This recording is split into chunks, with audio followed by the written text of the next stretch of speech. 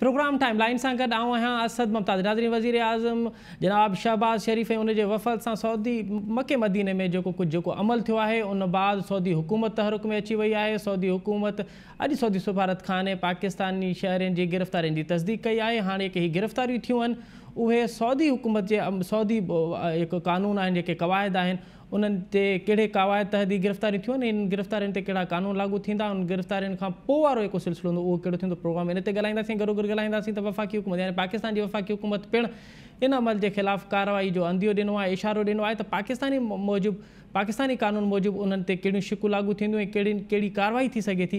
अॼु प्रोग्राम इन ते ॻाल्हाइबो। हिन वक़्तु असांखे प्रोग्राम में जॉइन कयो आहे जस्टिस रिटायर्ड जनाब ख्वाजा नवीद साहब कानूनदान आहिनि, जस्टिस रिटायर्ड आहिनि। ख्वाजा साहब, प्रोग्राम में खुश आमदीद। सबसे पहले तो ये बताइए कि सऊदी अरब में तो बादशाहत है, फिर बादशाहत में तो कवायद होते हैं। अब ये जो गिरफ़्तारियाँ हुई हैं कि एक गैर मुल्की हैं पाकिस्तानी जो वहाँ पे जो गिरफ़्तारियाँ हुई हैं, तो क्या ये इस गिरफ़्तारी का क्या असर होगा पाकिस्तानी शहरियों पे? गिरफ्तारी है अच्छा, कवानीन का जहाँ तक ताल्लुक है वहाँ पर भी ये खाना काबा, मदीना शरीफ और ये जो मुकद्दस मकामात हैं इनकी बेहुरमती ना करने, इनके तक़द्दुस को बहाल रखने और इनकी सफाई सुथराई और इनका जो भी प्रोटोकॉल है रखने के लिए कवानीन हैं। जिस तरह आप देखें हमारे यहाँ कायदारों के मज़ार के ऊपर कवाली नहीं हो सकती, अब्दुल्ला शाह गाजी पे हो जाती है, वहाँ नहीं हो सकती, जो वहाँ पे कोई स्पीच नहीं हो सकती। हमने कानून पास किए हुए हैं कायदे आज़म के मज़ार के तक़द्दुस के। इसी तरह उनके मुल्क में भी सारे तक़द्दुस के लिए लोकल वहाँ के अपने कवानीन हैं। अच्छा, अब वहाँ के लोगों ने कवानीन के तहत जो है वो गिरफ्तारी की। नंबर तो ये है वहाँ कोई हमारी तरह आइन नहीं है, वहाँ बादशाहत है और बादशाह का जो मुंह से बात निकलती होती है ना वही कानून होता है। वो अंग्रेजी में कहते हैं माई वर्ल्ड इज लॉ, जो मैं कह देता हूँ वही कानून है। अच्छा, अब वहाँ बादशाह के मेहमान की अगर कोई आदमी बेइज्जती करेगा, आप यहाँ देखें ना अपने घर पे कोई मेहमान बुलाए और कोई घर में खड़े हुए दो लड़के उसका मजाक उड़ा दे क्या कर दे, तो आप उस आदमी का गिरफ्तार पकड़ लेंगे। बिल्कुल कि तूने मेरे मेहमान की बेइज्जती की। यहाँ आपने देखा कार की पार्किंग के ऊपर लड़ाइयाँ होती हैं, लोग अपने मेहमान की कार पार्किंग के ऊपर कत्ल भी हुए हैं। आपका मेहमान आया और उसने दूसरे के दरवाजे से आगे या उधर गाड़ी लगाई, उन्होंने कहा यहाँ से गाड़ी हटाएं, आप भी अंदर से लड़ने आ गए अपने मेहमान के उसके लिए फेवर में।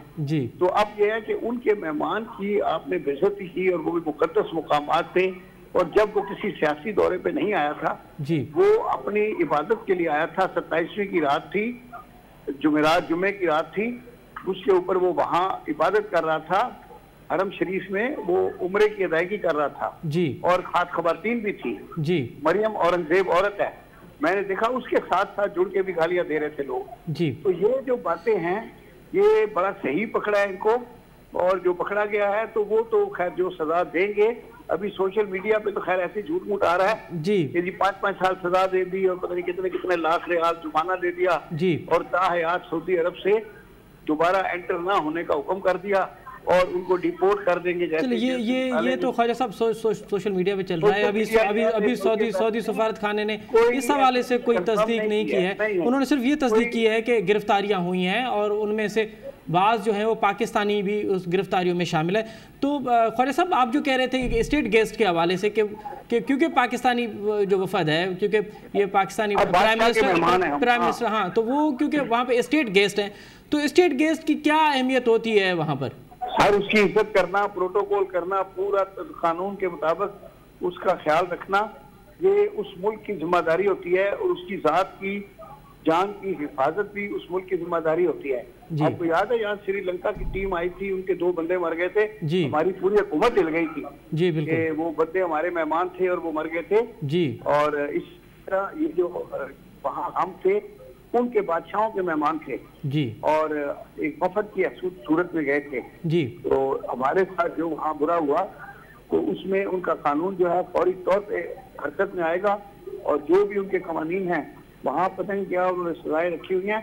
वहाँ तो जैसे मैंने कहा ना कि वो बादशाहत है, कहता है माई वर्ल्ड इज लॉ, और ये छुपना भी वहाँ बड़ा मुश्किल होता है। जगह जगह कैमरे लगे हुए हैं हरम शरीफ में, वहाँ रीलें आ गई, उनको रीलों की जब वो करेंगे फॉरेंसिक, हर बंदे की फोटो इतनी बड़ी बड़ी होकर सामने आ जाएगी और उसको उसकी फोटो दिखा के बताएंगे ये देखो तुम खड़े हो, और फिर वो उनको प्लीड गिल्टी करेंगे। वहाँ को मुकदमा नहीं चलता, वो सामने खड़ा करेंगे और बोलेंगे जो कबूल है नहीं कबूल है। कि सारों को कबूल करना पड़ेगा जी, समझ गए ना। जी और जी नहीं जो होगा उसको सामने दिखा देंगे। जैसे लंदन में ट्रैफिक चालान होता है, आपने सिग्नल तोड़ा आधी रात को, वो आपको क्या करते हैं, फोटो दिखा देते हैं आपका, ठीक, सिग्नल बंद है और आपकी गाड़ी क्रॉस कर रही है और आप स्टीयरिंग पे बैठे हैं, ठीक, अब आप ना करके देखें, ठीक है, ठीक है। अच्छा ख्वाजा साहब, तो कौन जुर्माना कर देते हैं। अच्छा ख्वाजा साहब, सऊदी हुकूमत तो तहरुक में आ चुकी है, लेकिन यहाँ पे आज वफाकी हुकूमत भी तहरुक में आ चुकी है। राना सनाउल्लाह जो होम मिनिस्टर है, उन्होंने अंदिया दिया है कि हम भी कार्रवाई करेंगे इनके खिलाफ, और हम कर सकते हैं। हमारा तो ख्वाजा साहब, तो ख्वाजा साहब ये सवाल ये है ना कि हम पाकिस्तानी कवानीन के ऊपर उनके खिलाफ क्या कार्रवाई हो सकती है इम्कानी तौर पर? ये रूलिंग किस्म का कानून है, यहाँ भी मुकद्दस मकामात की बेहुरमती का कानून है। तो बात यह है कि जो चीज पाकिस्तान में जुर्म है, अगर वो जुर्म कोई बंदा बाहर मुल्क में करे, चाहे जापान में करे, चाहे इंग्लैंड में करे, he can be prosecuted in Pakistan for that offense।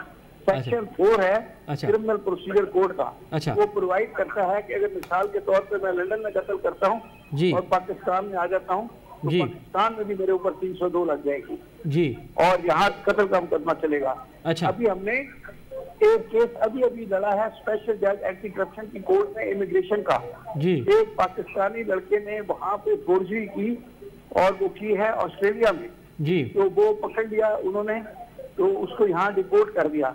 तो यहाँ पे हमारी जज साहब थी, सदफ उनका नाम है जी, एंटी करप्शन की जज, उन्होंने सेक्शन 4 के तहत उसके ऊपर पूरी कार्रवाई की है और उसको उन्होंने हल्का हाथ रखा, वो फाइन कर दिया जी, सजा नहीं दी, जेल नहीं भेजा, क्योंकि ऑलरेडी वो जेल रह चुका था 9 महीने। लेकिन ख्वाजा साहब पीटीआई की जो पार्टी है, उनके जो रहनुमा कह रहे थे ये तो एहतजाज था और एहतजाज करना तो राइट है सबका, लेकिन एक मुकद्दस लेकिन मुकद्दस जगह हैं, लेकिन वहाँ पे मुकद्दस जगहें हैं, उनका एक एहतराम है, उनकी एक अकायद है हमारे, बिल्कुल। लेकिन शेख रशीद साहब कह रहे हैं कि ये पाकिस्तानी शहरियों के जज्बात थे, तो जब जज्बात की बात आती है तो फिर जज्बात पे क्या पाकिस्तानी कार्रवाई हो सकती है? तो आप माफ हो जाओगे क्या? अच्छा, दूसरा ये है कि अब हाइड पार्क जी, हाइड पार्क लंदन में एहतजाज करने के लिए उन्होंने हाइड पार्क में कॉर्नर बनाया हुआ है जी, जिसका दिल चाहे वहां जाके जितना मर्जी शोर मचाए, वो पार्क में आप रोड के ऊपर इधर उधर कोई एहतजाज इजाजत के बगैर नहीं कर सकते जी। वहाँ की हुकूमत से, पुलिस से एनओसी लेना पड़ता है जी एहतजाज करने के लिए जी। बाकी ये इन्होंने जो किया है अपने लिए भी बुरा किया है, और वो सऊदी हुकूमत जो है वो छोड़ेगी नहीं। अच्छा, वो इनके ऊपर मुकदमा तो क्या कायम तो हो ही दिया होगा जी, और उसको जिस तरह वो चलाते हैं वहाँ समरी प्रोसीजर होता है जी, पाकिस्तान की तरह नहीं होता कि 11 साल मुकदमा चलता रहेगा जी, वहाँ तो बस इधर बैनर हो जाता है काम। ठीक है। अच्छा ख्वाजा साहब, क्योंकि ये मामला अब इतना बढ़ चुका है, ये जो कल जो कुछ हुआ उसको तो एक साइड पे रख लें, लेकिन ये मामला इतना बढ़ चुका है कि तफरीक जो है अब मोहल्ले शहरों से बढ़कर अब घरों तक आ गई है, तो ये जो सियासी नफरत एक दूसरे के खिलाफ बढ़ रही है, आप इसको कैसे देख रहे हैं? ये आने वाले दिनों में कितनी खतरनाक साबित हो सकती है समाज के लिए, मुल्क के लिए, आवाम के लिए? ये बड़ा खतरनाक ट्रेंड है, ये बड़ा डेंजरस है। ये दफ्तरों में असल में शुरू हुआ, ये एनकरेज हो गए लंदन में जी। वो नवाज शरीफ के घर के बाहर जो ये नारे वारे लगाते थे वहाँ पाकिस्तानियों को ले जाके जी, वो लंदन की फौज ने कोई बड़ा एक्शन नहीं दिया वहाँ की हुकूमत ने जी। नतीजा ये हुआ कि इनका दिल बड़ा हो गया जी, और इन्होंने हर जगह से यहाँ भी जो पहुंचे हैं लोग, जो हमारी इतलात के मुताबिक लंदन से लोग गए हैं, उसमें अनिल मुशर्रफ था और वो कोई साहबजादा है, और वो कहते हैं कि वो लेकर गए हैं वहाँ से लोगों को, और उन्होंने वहाँ पे स्कीम के तहत ये नारे वारे लगाए हैं। अब ये नहीं पता कि वो गिरफ्तार हुए हैं कि नहीं हुए, अभी तक कोई इतला नहीं आई है। बहुत, या तो वो ये काम दिखा के फौरन जहाज से निकल गए हैं जी, और अगर किसी भी तरह वो छोड़ेंगे नहीं। ठीक है, उनके पास ऐसे कैमरे हर चीज है जी जी जी, आपके घर तक फॉलो करते हैं कि आप गए कहाँ हैं। जी जी जी, बहुत बहुत शुक्रिया, बहुत शुक्रिया ख्वाजा नवीद साहब, आपने तफसीली तौर पे हमें आगाह किया कि सऊदी हुकूमत जो तहरुक में आ चुकी है, वो एक्टिव हो चुकी है। कल जो कुछ हुआ मक्के मदीना में, वो उस हवाले से सऊदी हुकूमत ने आज और सऊदी सफारत खाने ने आज तस्दीक की है कि कई पाकिस्तानी शहरियों को गिरफ़्तार किया गया है। अब जो गिरफ़्तारियाँ हुई हैं उनको आने वाले दिनों में उनके खिलाफ़ क्या कार्रवाई होती है ये तो वक्त ही बताएगा। नाज़रीन ये तो वक्त हो ND साई जो साई था वठूं ऐं साई खां पोइ प्रोग्राम में ॿीहर हाज़िर थींदासीं। नाज़रीन प्रोग्राम एक दफ़ो ॿीहर अव्हांखे भलीकार। साबिक़ वज़ीर आज़म जनाब इमरान ख़ान अॼु शरीफ़ ख़ानदान जी करप्शन के खिलाफ़ वाइट पेपर ऐं इस्लामाबाद में 20 लख माण्हू गॾु करण जो ऐलान किया है। और प्रोग्राम में इन ते ॻाल्हाईंदासीं त छा PTI एक दफ़ो ॿीहर धरना पॉलिटिक्स ॾे वञे पई, धरणो हणण लाइ सोचे थी पई, इन ते ॻाल्हाइबो। ऐं गॾोगॾु ॻाल्हाइबो त पंजाब मुसलसल वॾ वज़ारत खां बग़ैर हले थो पियो। अॼु लॻभॻि महीनो थियण वारो आहे ऐं पंजाब में वॾ वज़ारत जी हलफ़ बरदारी जेका आहे उहा हिन वक़्त ताईं मुंझारे जो शिकार आहे। ईअं थो लॻे त ॼण आइनी बहरान में वरितल पंजाब आहे। इन सूरत हाल में नून लीग वफ़ाक़ी हुकूमत खे सोचे थी पई त इन आइन जी भनकड़ी कंदड़नि जे ख़िलाफ़ आर्टिकल 6 लागू कयो वञे। त इहो आर्टिकल 6 कंहिं ते लागू थींदो। प्रोग्राम में इन्हनि ॿिन्हिनि मौज़ुअनि ते ॻाल्हाइबो। हिन असांखे प्रोग्राम में जॉइन कयो आहे सिद्दीक़ुल फारूक साहब, पाण मुस्लिम लीग नून जा मरकज़ी अॻवान आहिनि। उन सां गॾोगॾु फिरदौस शमीम नक़वी साहब, पाण PTI जा मरकज़ी अॻवान आहिनि ऐं सिंध असेंबली जा मेंबर हैं। फिरदौस शमीम नक़वी साहब, आपसे प्रोग्राम का आगाज़ करते हैं। तो क्या ये समझा जाए कि आज जो इमरान खान साहब ने मुल्तान में खिताब किया कि 20 लाख लोग वो जमा करेंगे इस्लामाबाद में और फिर वाइट पेपर जारी करेंगे नून लीग की शरीफ खानदान के करप्शन के खिलाफ, तो क्या एक मरतबा फिर PTI जो है वो धरना पॉलिटिक्स की तरफ बढ़ रही है? PTI जो है वो इलेक्शन पॉलिटिक्स की तरफ बढ़ रही है। अच्छा। PTI समझती है कि जिस बहरान में ये मुल्क आ चुका है एक बैरूनी साजिश की वजह से, अच्छा, उसके लिए ये निहायत जरूरी है, अच्छा, कि अवाम अपनी राय का इजहार करें, अच्छा, और फैसला कर ले जी कि अवाम की अदालत में कि बैरूनी साजिश हुई या नहीं हुई जी। ये जिस तरीके से भानुमती का कुनबा जुड़ा जी, और जिस तरीके से इन्होंने इलेक्टेड गवर्नमेंट के मैंडेट को चुराया और उसका वक्त पूरा होने से पहले उन्होंने जो है हुकूमत उल्टी लोटा क्रेशी करके लोगों की खरीद फरोख्त करके, तो उसके लिए निहायत जरूरी है कि अवाम की राय ले ली जाए और जिसको अवाम ये हक दे कि वो हुकूमत करे इस मुल्क में, वो हुकूमत भी करेगी, वो एहतसाब भी करेगी, चाहे वो हमारा एहतसाब हो चाहे वो इनका एहतसाब हो। इस मुल्क ने आज फैसला कर लिया है जी कि इस मुल्क ने आजाद होना है, गुलामी की जंजीरें तोड़ दी है, अच्छा, और इसने खुददारी के रास्ते चलना है। अब ये ताजिर कौम नहीं रही, अच्छा, ये चाहे कितना भी कहते रहे कि हम ये देंगे और वो देंगे और ये करेंगे, कौम इसकी अब सुनना ही नहीं चाहती, वो हमियत और गैरत की बात करना चाहती, और इसीलिए आप देख रहे हैं वो हो रहा है। और इंशाअल्लाह दूध का पानी होगा, किसी को घबराना नहीं चाहिए। ताकत का सरचश्मा आवाम है। फिरदौस साहब इलेक्शन डिमांड कर रहे थे, हम तो कह रहे हैं फौरी तौर पे इलेक्शन कराओ, मामला हल हो जाए। फिरदौस साहब, इस्लामाबाद में क्या धरने का PTI ने सोचा हुआ है, धरना दिया जाएगा माजी की तरह? जी देखिए, बहुत कुछ है और मैं समझता हूँ वक्त आने पे हमारे चेयरमैन जो है वो ये स्ट्रैटेजी वक्त आने पे बताते रहेंगे। अभी हम कोई ऐलान करें, लेकिन मैं नहीं समझता कि ये मामला कोई महीनों पे जी, ये दिनों के, अच्छा, महीनों पे। तो आपको लगता है कि ये दिनों के मामलात हैं और दिनों में इलेक्शन होने वाले हैं? फिरदौस साहब, ये जो पंजाब का मामला है, पंजाब में आपका गवर्नर ओथ क्यों नहीं ले रहा मिस्टर हमजा शहबाज से? वो तो जीत कर आए हैं, 197 वोट लिए उन्होंने पंजाब असेंबली से, ओथ क्यों नहीं लिया जा रहा सर? 197 का ब्रेकअप दे दें। लोटे कितने हैं उसमें? लोटे कितने थे? लोटे कितने हैं जिनको नोट लगे? बात सारी ये, दूसरे ये है कि जिस प्रोसेस से वो हुआ है वो उसके ऊपर गवर्नर ने मूव किया हुआ है, कोर्ट में अपील चल रही है। लेट द कोर्ट्स डिसाइड, इन्हें जल्दी क्या है इतनी? सर एक गुलजार है वजीर आला जी, हर कोई दफ्तर में मौजूद है, कोर्ट फैसला कर दे। वैसे भी इन्हें ज्यादा परेशान तो नहीं होना चाहिए सर। एक महीने से सर फिरदौस साहब ये प्रोसेस, हमें प्रोसेस मुकम्मल करना है। फिरदौस साहब, तकरीबन एक महीना होने वाला। आर्टिकल 63A जी के ऊपर फैसला आना चाहिए। आर्टिकल 63 पता चले कि ये फ्लोर क्रॉसिंग के सही मतलब क्या है आइन में। تو ایک ہماری انٹرپریٹیشن ہے، جی جی جی لوگوں کی انٹرپریٹیشن. جی جی جی اچھا فردوس صاحب، جب آرٹیکل 63 کے اوپر فیصلہ نہیں آتا تب تک کیا آپ پنجاب میں اوتھ نہیں لیں گے؟ یہ فیصلہ کیا ہوا ہے پی ٹی آئی؟ ہماری کوشش پوری ہوگی کہ جتنا بھی ہم ڈیلے کروا سکے کروائی، جتنا ڈیلے ہو سکے.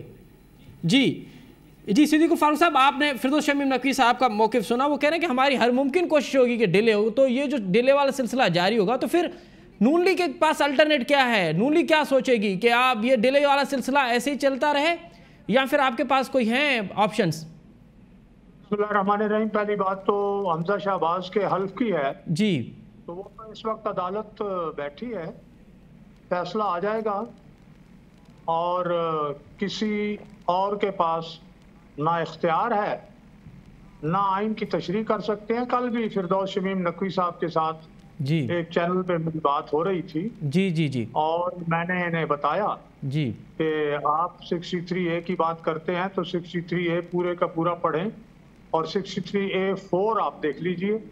جب کوئی ووٹ دے گا جی تو پھر اس وقت بات ہوگی، اس کی سزا بھی ہے اور اس کا پروسیس بھی دیا ہوا ہے.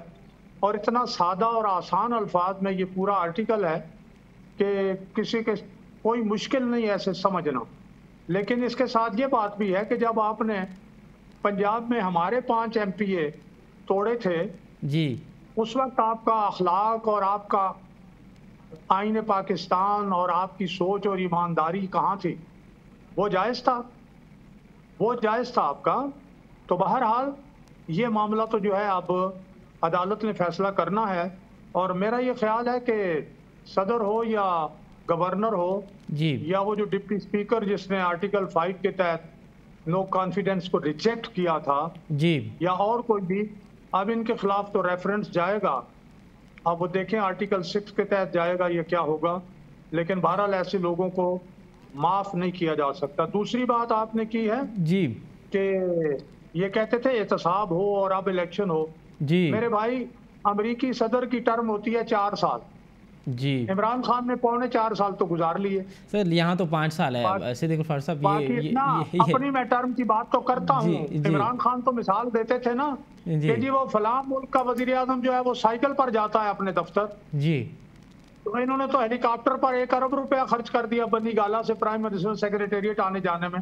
جی وہ کس باتیں میں ہے. اور پھر یہ جو کرونا کے لیے غیر ملکی امداد آئی جی اور اس میں جو 40 ارب روپے کی کرپشن ہے جی، اور وہ جو کرپشن جو آپ کو معلوم ہے کہ IMF کے دباؤ پر انہوں نے وہ رپورٹ جاری کی عمران خان نے، ورنہ تو انہوں نے دبا لی تھی آڈیٹر جنرل کی رپورٹ.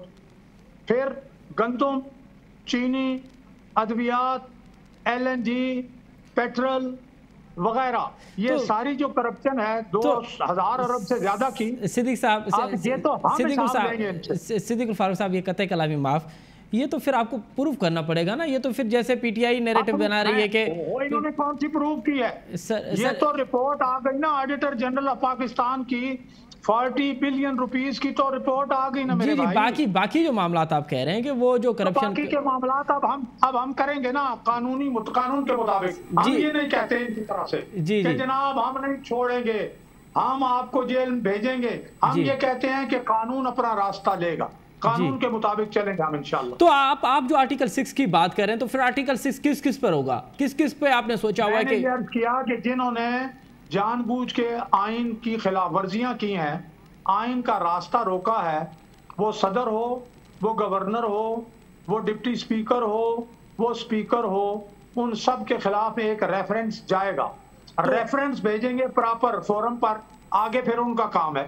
تو صدیق الفاروق صاحب کیا نون لیگ یہ نئی روایت ڈالے گی، آرٹیکل 6 لاگو ہوگا یا پھر یہ ویسے یہ ہم لاگو نہیں کریں گے؟ آپ ریفرنس بھیجیں گے، آپ لاگو سر وفا کی حکومت کا کام ہے، وفا کی حکومت سر آپ بیٹھے ہوئے سر. ہم ریفرنس بنا کر بھیجیں گے، آگے عدالت کا کام ہے. وہ اگر سمجھتی ہے کہ یہ سزا کے قابل ہیں یہ لوگ، وہ ان پر مقدمہ چلوائے گی اور قانون کے مطابق انہیں سزا ملے گی.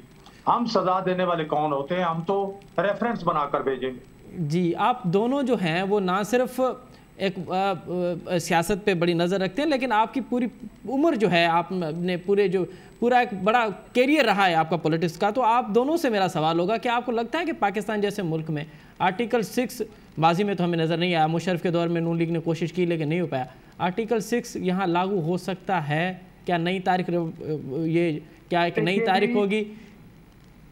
میں آپ سے عرض کروں گا کہ پاکستان جی فردوس صاحب صدیق الفاروق صاحب اگر آپ کی اجازت ہو تو فردوس صاحب سے معلوم کرتے ہیں۔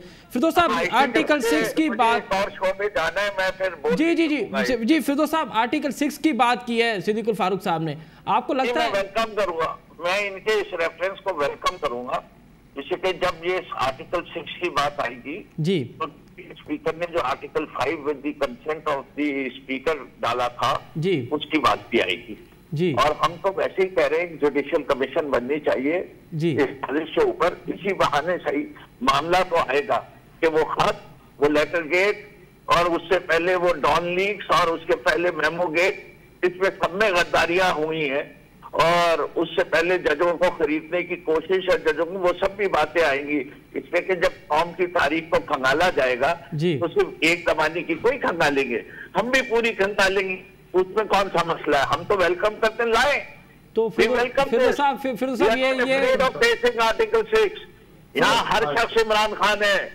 یہاں ہر شخص عمران خان ہے، آپ مصدق کا مثال بنائیں گے عمران خان، امریکی ایجنٹ بن کے بنائیے، ہم پھر بھی آپ کے ساتھ وہی کریں گے جو ایران کے ساتھ کیا تھا، لیکن عمران خان کے جانے سے اب ریولوشن نہیں رکے گی، کوئی نہ کوئی خمینی ضرور اٹھے گا جو شریفوں کو جو چر ہے اور اپنا نام شریف رکھے بیٹھے ہوئے، جو ہر وقت قطری خط اپنے سامنے لے آتے ہیں منی ٹریل کے طور پہ، اس کا جواب تو نہیں دیتے۔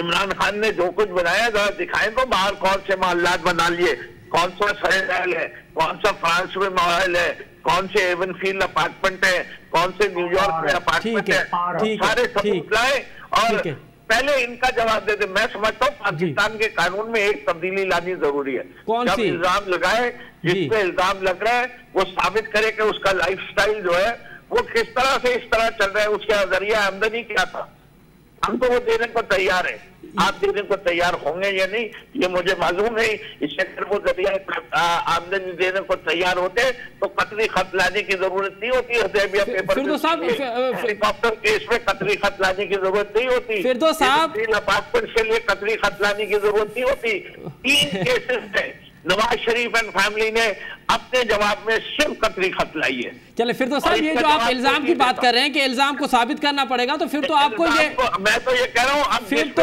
یہ امریکی سازش بھی آپ کو ثابت کرنی پڑے گی نا سر؟ جی کریں گے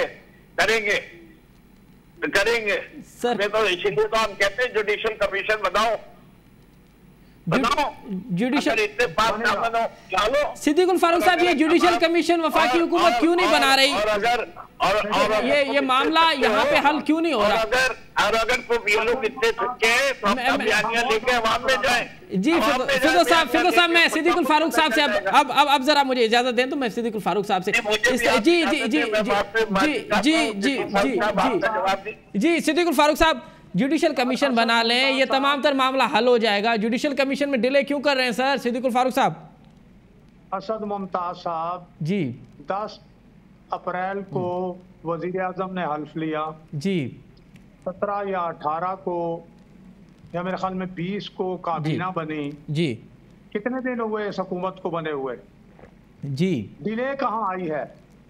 یہ جوڈیشل کمیشن بنے گا، یہ کہتے ہیں نا ہم ویلکم کریں گے، اور عمران خان جیسا آدمی کوئی نہیں ہے جی، جن شریفوں کو شریف کی بات کرتے ہیں آپ جی، ان کے تو 1960 میں 7 کارخانے تھے، جب وہ نہ سیاست میں تھے نہ حکومت میں تھے جی۔ عمران خان کو تو ابھی گیند بلہ بھی نہیں صحیح طرح سے کھیلنا آتا تھا بھائی، 1960 میں ان کی عمر کتنی تھی؟ 53 کی پیدائش ہے وہ غالباً 7-8 سال جی جی جی 7-8 فیملی کے 7 کارخانے تھے بھائی جی، پاکستان کا سب سے بڑا سٹیل کا کارخانہ ان کا تھا، آپ ان سے مقابلہ کرنے چلے ہیں جی، اور وہ جو صادق و امین والا ہے جی، 20 سال پہلے جو بینک لندن میں بند ہو گیا، وہاں سے سرٹیفکیٹ لا کے لے کے آئے جی کہ یہ ہمارا جو ہے یہ اس فلیٹ کی وہ ہے کیا اس کو کہتے ہیں منی ٹریل ہے جی، پیسوں کی جو منی ٹریل ہے وہ بھی پہلے بند ہو چکا ہے، وہ تو ملا ہوا تھا نا اپنا ثاقب نثار جی۔ اچھا اب میں یہ عرض کرتا ہوں جی کہ بھائی ادھر ٹیریان بھی بیٹھی ہے، بڑے آپ اپنے لیڈر کی تعریفیں کرتے ہو جی، میں نے ابھی آپ کی مثال دی، 4.25 سال میں آپ نے نواز شریف پر اور شہباز شریف پر جعلی مقدمے بنائے جی، لندن کی عدالت نے شہباز شریف کے حق میں فیصلہ دیا جی، وہ آپ کا جو اپنا دوسری اپنا ادارہ تھا لندن میں اس نے جناب نواز شریف کو جرمانہ دیا جی اور کہا جی کہ آپ کے خلاف ہمارے پاس کوئی ثبوت نہیں ہے جی، یہاں جو صاف پانی کیس تھا اس میں شہباز شریف بری ہو گئے، اور جو سپریم کورٹ کے فیصلے سامنے آئے ان کو ذرا پڑھ کے دیکھیں، یہ ایک طرف ہم نعرہ لگاتے ہیں، داڑھی بھی رکھی ہوئی ہے، ہم نماز بھی پڑھتے ہیں، بات بھی کرتے ہیں اور عدالتیں جو کچھ قرار دیتی ہیں ان کو ہم مانتے نہیں ہیں، یہ آپ خدا، یہ آپ آسمان سے اترے ہیں، یا نعوذ باللہ من ذالک آپ پر وہی نازل ہو رہی ہے کہ آپ یہ باتیں کرتے ہیں، یہ تو ثابت ہے نا یہ تو جو چیزیں براڈ شیٹ، وہ یاد آ گیا نام براڈ شیٹ والوں نے کیا کہا جی، نواز شریف کو انہوں نے ہرجانہ دیا جی، شہباز شریف کو ہرجانہ ملا جی، جس ایک چینل نے فضول باتیں کی ان پر بھی جرمانہ ہوا جی، تو آپ کیا باتیں کرتے ہیں؟ صدیق الفاروق صاحب یہ جو الزام بازی ہے اور پھر نعرے بازی اور پھر یہ جو معاملات اب اس نہج پہ پہنچ چکے ہیں، ایسا لگتا ہے جیسے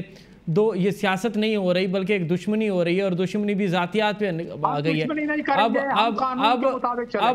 اب جو بات وہ پارٹیوں اور نظریات اور شہروں سے بڑھ کے گھروں تک آ گئی ہے، اور یہ جو تفریق ہے، یہ جو نفرت کی تفریق ہو رہی ہے، آپ نہیں سمجھتے کہ آپ جیسے پولیٹکس کو جو آپ جو سیاست کر رہے ہیں، جو فردوس شمیم سے آپ سیاست کر رہے ہیں، ان کو اس کا روکنا چاہیے؟ یہ عمل کسی بھی صورت بہتر نہیں ہے جو ہم نے کل دیکھا مکہ میں، جو ہم نے سعودی عرب میں دیکھا ہے، اس کو کیسے روکیں گے آپ کیسے روکیں گے سر اس کو؟ جی صدیق الفاروق صاحب دیکھیے جی، یہ بات انتہائی غلط ہے، میں کروں، فردوس شمیم نقوی صاحب کریں جی، شہباز شریف صاحب کریں یا عمران خان کریں جی، یہ جو ہماری اللہ اور اللہ کے رسول کے نزدیک جی خطبہ حجۃ الوداع کے دن اللہ کے رسول صلی اللہ علیہ وسلم نے فرمایا کہ ایک انسان کی عزت و آبرو اور جان و مال جی اللہ کے گھر سے اس کی زیادہ حرمت ہے جی، اس لیے میں یہ عرض کرتا ہوں کہ یہ جھوٹ بولنا، یہ پھر مسجد نبوی کے احاطے میں یہ کام کرنا جی، وہ لوگ جو نعرہ یہ لگاتے ہیں کہ ہم ریاست مدینہ بنائیں گے، ان کے اعمال اگر یہ ہوں، ہم آپ صلی اللہ علیہ وسلم کے حضور درود بھیجتے ہیں، آپ کے قدموں کی خاک کے برابر ہو جائیں تو ہماری مقدر سنور جائیں جی، لیکن جو نعرے مارتے ہیں مسجد اپنا ریاست مدینہ کا جی، ان کا طرز عمل ذرا دیکھیں نا، یہ کیا طرز عمل ہے؟ صدیق الفاروق صاحب جی پلیز ہم چاہیں گے کہ یہ قانون بن جائے جی، قانون بنے کہ کسی پاکستانی شہری کے گھر کے باہر جی یا اس کی ذاتی مصروفیت کے وقت اسے انٹیمیڈیٹ نہ کیا جائے، اس کے خلاف نعرہ نہ لگایا جائے جی، جو یہ کرے گا اس کو 5 سال کی سزائے قید ملے گی۔ صدیق الفاروق صاحب، آپ یہ جو کل جو کچھ بھی ہوا ہے سعودی عرب میں، اب آپ اپنے کارکنوں کو کیا میسج دے رہے ہیں؟ ان کو کیا کرنا چاہیے؟ کیا اس کا ری ایکشن دینا چاہیے، یا پھر آپ سمجھتے ہیں کہ یہ معاملہ ایسے نہیں حل نہیں؟